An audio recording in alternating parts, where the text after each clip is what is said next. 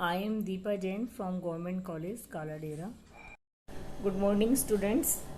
आज मैं आपको रिजर्व बैंक के बारे में बताऊंगी, रिजर्व बैंक की प्रबंध व्यवस्था के बारे में बताऊंगी। रिजर्व बैंक केंद्रीय बैंक है। लास्ट क्लास में आपको बताया था कि केंद्रीय बैंक क्या होता है और केंद्रीय बैंक के कार्य क्या होते हैं। तो केंद्रीय बैंक, जैसे मैंने आपको बताया था, देश का सर्वोच्च बैंक होता है। ये सरकार के बैंक के रूप में कार्य करता है और देश की जो मौद्रिक नीति वगैरह है, साख नियंत्रण के सब कार्य केंद्रीय बैंक करता है।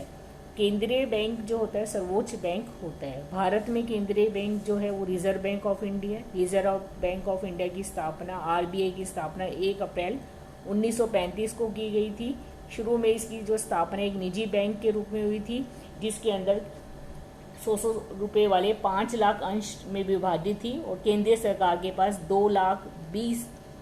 2 करोड़ 20 लाख के अंश पत्र थे और बाकी निजी क्षेत्र के पास थे।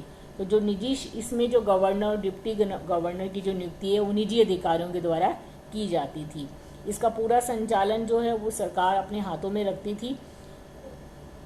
लेकिन क्योंकि इसमें निजी क्षेत्र का भी थोड़ा बहुत शेयर ज़्यादा था, तो निजी क्षेत्र की गवर्नर और डिप्टी गवर्नर की नियुक्ति करती थी।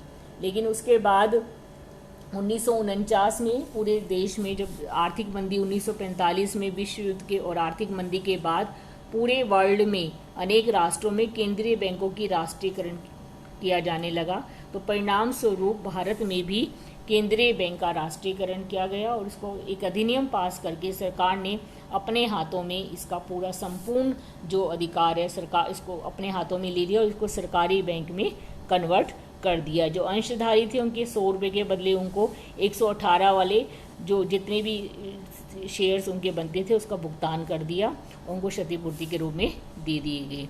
तो रिजर्व बैंक ऑफ इंडिया की स्थापना 1935 में हुई और 1949 में उसका राष्ट्रीयकरण किया गया।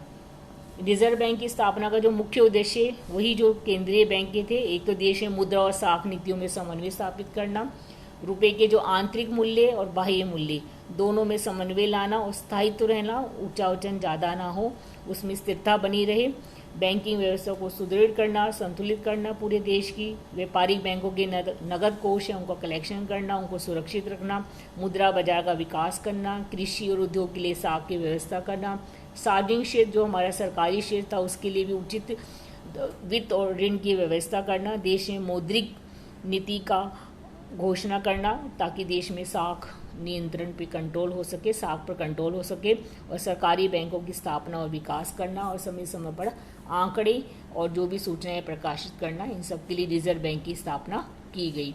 तो मैं आपको ये बताऊंगी कि रिजर्व बैंक की जो वर्तमान में प्रबंध व्यवस्था कैसी है। तो भारत में जो रिजर्व बैंक की है, इस बैंक में दिशा निर्देश में एक केंद्रीय संचालन मंडल बनाया गया है जिसके सदस्यों की संख्या कितनी होती है, 20।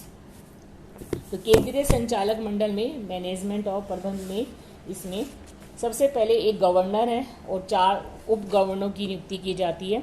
गवर्नर की जो नियुक्ति है वो केंद्रीय सरकार करती है और 4 जो डिप्टी गवर्नर्स है उसकी नियुक्ति भी कौन करती है, केंद्रीय सरकार। तो इसमें एक गवर्नर है जो सर्वोच्च पूर्णकालिक सदस्य होता है।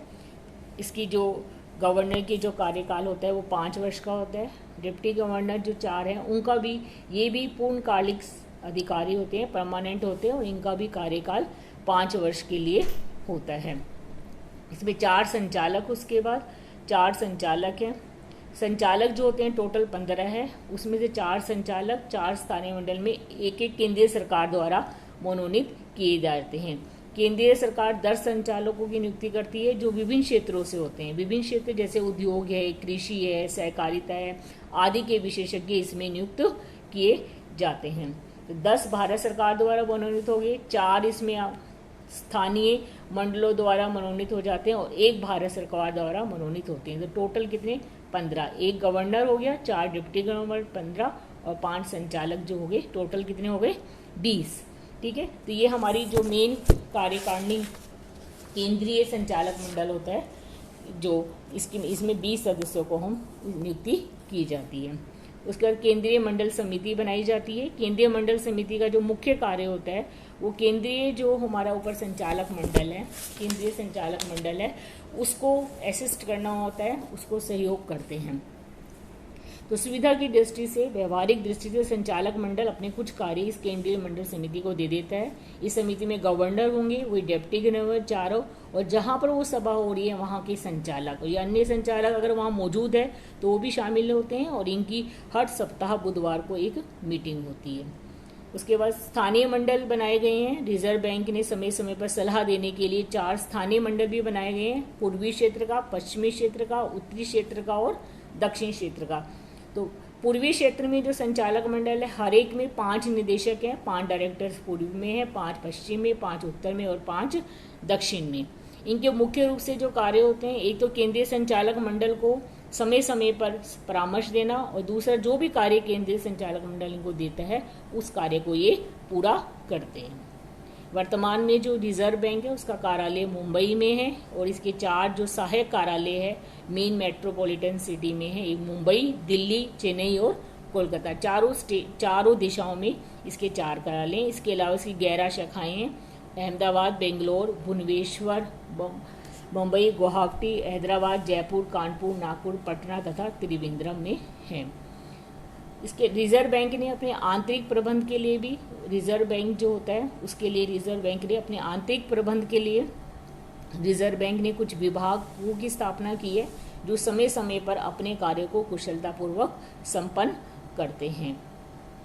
ये जो विभाग हैं उसमें है एक आपका करेंसी विभाग, कई विभाग हैं, नाम से ही क्लियर हो जाएंगे। जैसे करेंसी प्रबंध विभाग, ये नोटों से संबंधित कार्य करते हैं, नोटों की जांच करना, निर्गमन करना, उनका हिसाब किताब रखना। दूसरा बैंकिंग विभाग, बैंकिंग विभाग का प्रमुख कार्य सरकार के प्रतिनिधि के रूप में कार्य करना है, सरकार के लिए जमाएं कृत करना, ऋण की व्यवस्था करना और सरकार के प्रतिनिधि के रूप में कोई भुगतान करना या प्राप्त करना, वो सभी कार्य करता है। बैंकिंग संचालन एवं विकास विभाग देश के संपूर्ण देश में बैंकिंग संचालन का कैसे विकास होगा उसकी व्यवस्था करता है। चौथा आ जाता है औद्योगिक निर्यात वित्त विभाग, ये उद्योग और निर्यात से संबंधित साख की व्यवस्था करता है। ग्रामीण नियोजन है साख विभाग, ये ग्रामीण क्षेत्र में नियोजन और साख की व्यवस्था का कार्य करता है। विधि विभाग, जैसे नाम से क्लियर है, लीगल डिपार्टमेंट, ये जो भी कानूनी सलाह देने का कार्य करता है। 7वां व्यय तथा व्यय नियंत्रण विभाग, इस कार्य द्वारा सभी कार्य व्यय से संबंधित और बजट से संबंधित सभी कार्य किए जाते हैं। वित्त कंपनियों का विभाग, देश में जितनी भी वित्तीय कंपनी है उनका नियंत्रण विकास का कार्य वित्त कंपनियों का विभाग करता है। परिसर विभाग, नाम से क्लियर है, प्रीमिसेस, जो भी रिजर्व बैंक की संपत्ति है उसका रखरखाव, प्रशासन और नवनिर्माण का कार्य परिसर विभाग करता है। विनिमय नियंत्रण विभाग, विनिमय दर जो है, विदेशी विनिमय दर, उसका क्रय विक्रय करना, निर्धारण करना, भुगतान करना, सब कार्य ये करता है। सांख्यिकी विश्लेषण तथा कंप्यूटर विभाग, इसका प्रमुख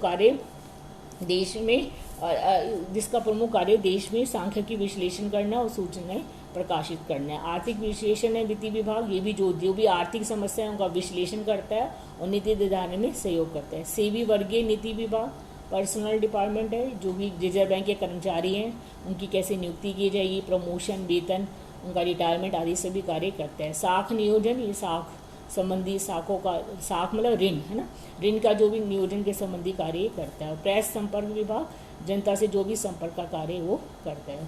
तो इस प्रकार हमारे देश में रिजर्व बैंक का आंतरिक प्रबंध और संगठन किया गया है।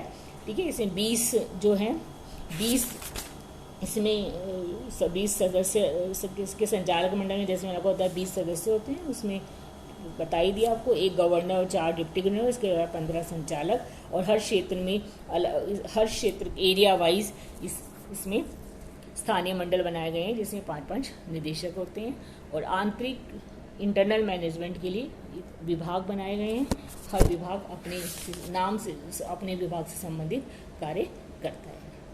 ठीक है, नेक्स्ट क्लास में मैं आपको बताऊंगी कि रिजर्व बैंक के क्या प्रमुख कार्य हैं, वही कार्य हैं जो केंद्रीय बैंक करता है और किस प्रकार ये साख को नियंत्रित करता है। Thank you.